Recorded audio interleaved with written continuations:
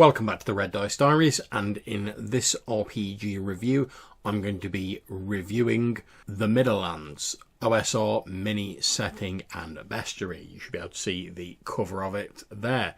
It's written by Glyn Seal, Edwin Nagy, apologies if I've got your name wrong, Edwin, and Mark Nolan. It's published by MonkeyBlood Design. It's an OSR fantasy book of about 224 pages. I'm reviewing the hard copy colour version of it. Now, Midderlands was a Kickstarter in July 2017. It funded pretty quickly and print copies were sent out near the end of 2017. I backed the Kickstarter and I got both the PDF and this lovely looking hard copy as well. In addition, with the hard copy came a bookmark which has a nice piece of atmospheric art on one side and also a sort of character tracking bit on the front where you can write down your experience points, your levels, etc. And obviously if you could write it with a dry erase marker and rub that off. In addition to that, you also got two poster maps, and here they are. You can see that. I'll be going into that a little more later. So let me fold that up. Now, without further ado, let's get on to the rating that I would give this book. If you've not watched one of my recent video reviews, I like to do the rating and a brief summary first for the benefit of people who don't have the time to watch the longer, more detailed breakdown later on. I rate RPG products on 4 categories, which you should be able to see on the screen now: writing, looks, system and background. I give them a rating of either a plus, a minus or a blank, depending on whether I think they're good, not so good, or yeah, just average. These are then added up to get a final rating. So let's see how the Midderlands actually did. For writing, I've given it a plus. The writing in this book does its job extremely well. It's not overly flowery or drenched in atmosphere so thick you can't actually work out what the book is trying to say. Everything is written in a very matter-of-fact, easily accessible manner. But there are still subtle flourishes that convey the essence of the setting. Even the dark grey-green colour of the ink used portrays the green-hued dark fantasy vibe that the game was going for, while still being very easy on the eye. For the look of the book, I'm also giving it another plus. Now, you can see as I'm holding this up, and I'm sure this video doesn't do it justice, this book is a beautiful thing. It's got a couple of bookmarks down there, and I'm not even looking at one of the special books that the higher level Kickstarters could have got, which had fancy covers on it. It's a small pocket-sized tome, which endears me to it even more, because you know I love me some pocket-sized books. It has this beautiful green cover on it, and inside the book makes use of the oft-ignored inner cover to provide a Swords and Wizardry compatible hand-drawn character sheet in the front, and at the back a table summarising the various new monsters that are listed in the book. Inside we have a clean 2-column layout with some lovely old school style black and white, or should that be dark green and white, artwork, and I'll see if I can find you some of that here. So there you go, you can see we've got a nice colour picture there and this clean 2-column layout that I'm talking about, and also there's the black and white artwork dotted throughout. You can see some of it there, and there's even more of it in the creature section, and some great maps inside the book. There are occasional flecks of colour to accent the black and white artwork in the book, and also, if you can see that there's some nice little coloured tabs on the edge of the pages that help you find the various chapters at a glance. Now, when we come to the system, Midderlands is written to be compatible with the OSR Swords and Wizardry game, which is great, as Swords and Wizardry is sort of a bedrock OSR system that many people will be familiar with, using a sort of level and class-based system inspired by early D&D. What this means is that broadly speaking, this book can be adapted for use with any other OSR or D&D style game with the greatest of ease. In fact, I'm using it at the moment for a Lamentations of Flame Princess game I'm running, and I've had no issues whatsoever. So I'm going to give the system another plus. And finally, we come on to the background. And again, I'm going to give this a plus. As someone who lives in the Midderlands of England, which is the area that the game is loosely based on, of course the subject of this book is close to my heart. However, even setting this aside, the background portrayed in this book has that lovely tongue-in-cheek feel that embodies everything I consider to be great about the OSR style of gaming.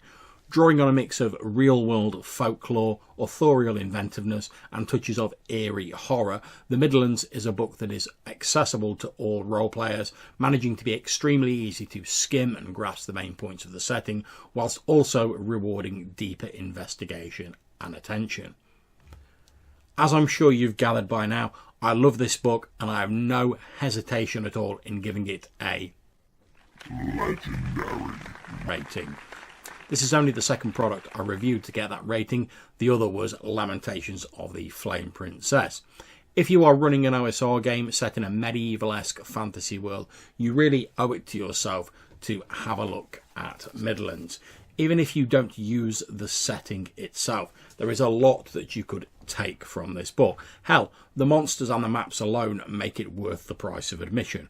I'm going to post a link down below in the description to where you can purchase this excellent book, and I urge you to check it out. So, that's the rating. Now on to the detailed review of the book. The book begins with a chapter entitled Introduction to the Midderlands, and it starts off with a few paragraphs by Glyn Seal, one of the authors, explaining that the book is based on a fantasy version of the West Midlands in England.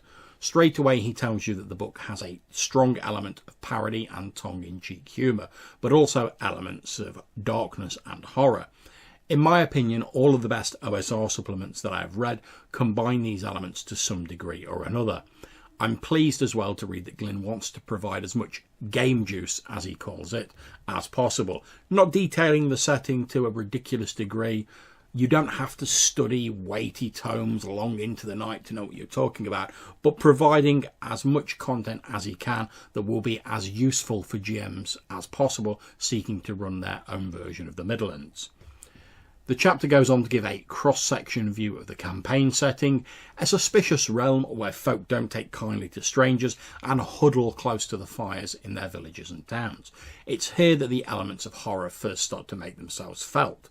The Midderlands is dotted with strange obelisks, stone circles, and is permeated by a sort of hazy green fog that rises from an underground realm known as the Middergloom. Essentially, this is a justification for there being a lot of dungeons, crazy monsters and underground exploration going on. An essential element of OSR, but it's nice to see a setting with a justification for this hard baked into the very bones of the campaign world. The deeper one goes into this underground realm, the thicker the mutating green haze becomes, until eventually, near the centre of the world, we find a spinning core of an arcane metal called gloomium. This substance gives off mutating emanations and invites madness to all those who look on it. Anyone who cut their teeth playing Woofrup, like myself, or who played the old computer game Shadows of the Horned Rat, will no doubt be putting on their best Skaven voice by now and screeching, "Ah, Warpstone." And there is definitely a touch of the Woofrup about the Midderlands. Before the Warhammer Fantasy role-playing setting was sanitised and, for want of a better term, dumbed down a little, it had the grim horror feeling and dark humour that fairly permeates the pages of this book. We then have a couple of random tables, because hell, who doesn't like random tables, that provides a way of rolling gloom-induced mutations. Great for whipping up a quick monster or unlikely protagonist for your Midderlands game. We then have descriptions of the roads, the weather, races, coinage and religion in the Midderlands and some other stuff as well, along with an explanation of how the area is divided into counties. Each of these concepts is only a couple of paragraphs long, but it gives you a nice summary of ideas and concepts that may not be as familiar to those growing up outside the UK. One of my favourite parts of this section in addition to the madness-inducing emerald metal, is a short list of alternate words to describe the colour green. This is a great thing to have since so much of the setting is painted in that hue, and just repeating the word green all the time would get a little dull after a while. Thankfully, the author recognises that not all gems have swallowed a thesaurus, and so thoughtfully provides a list of alternatives such as avocado, apple, garnet and pear, just to name a few. The next chapter is called Locations of the Midderlands, and it provides more detailed information on the various settlements and locations shown on the Midderlands map. And if you'll forgive me a small aside, at this point I'm just going to talk about the poster maps for a little bit. Like I said earlier, you get 2 copies of this with the hard copy version of the Midderlands, and just look at that there. If I can unfold it and fit it on the screen, it's a beautiful and clear, excellently displayed map. It even has an alternate parchment coloured side on the back, so you have an alternative if you don't want all that green everywhere. The chapter lists the various hamlets, villages and towns from the main map, providing a couple of flavour paragraphs about them, and for some of the larger ones providing maps of the town layouts. Each of these maps has a key and is clearly laid out, making them very easy to read and useful for games. Especially if you have the PDF version, you could easily print one of these or import it into a virtual tabletop to show your players. Each of the settlements described has a few interesting points or adventure hooks to give the essential character of the place. For example, Atherstone is shrouded by a bank of permanent midder fog that stops at its boundary markers and is haunted by noises from the nearby marshes, whereas Tamwart is an ancient town protected by a group of merciless knights known as the Iron Circle. In addition to the details on the settlements, we also get some excellent extra points of interest, oddities dotted around the landscape like Blacken Rock, a large grey boulder made of non-native hellstone, or the energy stones of Rudgley, 4 massive stone menhirs that pulse with a faint green glow at night, except on the summer and winter solstice when the light turns red for unknown reasons. We then move on to a chapter titled Oddities of the Midderlands, and this is a grab bag of various items, spells, fauna and flora that can be found throughout the Midderlands. Whilst it is effectively an item list chapter, you won't find any generic +1 swords or maces of smiting in here. Each of the items listed, as well as being beautifully illustrated, has a history and a reason for existing, whether it be the gloombug lamps using firefly-like creatures to light the darkness, or the earwax-eating centidemon-pede. There are also a couple of plants, the alderwitch rhubarb and the rare fungus golden mycena, that serve as natural ways of regaining lost hit points. Something I'm starting to discover is very important as I GM more OSR stuff. We then move on to a chapter titled Creatures of the Midderlands, and this is the Monster Manual chapter of the book. I have to admit, I'm generally a little sceptical when it comes to such chapters, particularly in OSR books. After all, most monsters have been done to death, and how many more variants on a theme do we actually need? Well, I'm encouraged to say that Edwin and Glyn, who wrote this section of the book, have really gone the extra mile to make it interesting and usable. They also reintroduce something I've only seen before in Call of Cthulhu, and that I really love, the size comparison chart, showing how big various nasties are in relation to an average human. If, like me, you're a bit vague on things like height and distance measurements, this is a very useful visual representation of the relative scales of different creatures listed. The monsters themselves are pretty interesting, being a mix of familiar concepts that have been given a fresh lick of verdant paint based on folklore and the author's crazy ideas. Each of the creatures receives a substantial ecology write-up and a stat block. They also each have an example of a unique member of the race detailed and a combination race class that would allow people to actually play as a night goblin or a horn-chinned half-troll, should they so wish, and obviously should the GM allow it. I'm no rules meister, so I'm not sure how balanced these classes are in terms of standard swords and wizardry or other OSR games, but as the authors themselves say, the classes have been crafted primarily for fun, and the games master is encouraged to adapt and change the abilities as he sees fit. I love the fact there are so many varieties of goblin and ogre in this chapter, and while this might seem to go against my earlier railing about variations on a theme, the folklore in Britain has never had any shortage of boogies, boggles, truckles and other goblin-like creatures, so it's great to see the authors putting their own spin on them. I, for one, cannot wait to introduce my players to a Redbeak or the arcane-devouring Slitherings, and that's one of the true marks of a good monster chapter in my book. Does it fire up your excitement with stuff you can't wait to get into your game? In the case of the Midderlands, it's a resounding yes. We then move on to an adventure written for the Midderlands by Mark Nolan. Spies in the Sewer is designed to be played by 4 low-level characters. The adventure seems to begin with a fairly standard start. The PCs are hired at a local tavern called the Punched Muculus in the town of Burnton, a place actually based on where I live. This is the usual bar fight with some drunken locals and a mysterious stranger lurking in the shadows. All of this is fairly tried and tested OSR D&D style stuff, but it's being used in a very intelligent way. The adventure starts you off on very familiar ground, allowing you to get comfortable before gradually introducing the core concepts of the Midderlands campaign setting. It soon spirals into a tale of espionage, sewer crawls and treasure hunting that manages to pack a surprising amount in, given that it doesn't rely on strange monsters or massive sprawling maps. The adventure is well written and laid out with some beautifully illustrated maps of the dungeon crawl involved. There are a few loose threads from the adventure that any GM worth their salt could easily spin off into future adventures, and the author thoughtfully provides some additional ideas at the end of the chapter.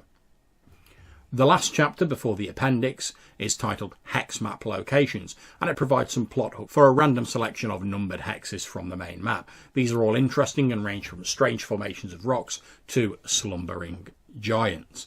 And last but by no means least, we move on to the appendix, which provides some random tables for insults, festivals, the weather, random crap you might find, and a handy list of names. All really useful stuff that will be extremely useful to the time-pressed GM.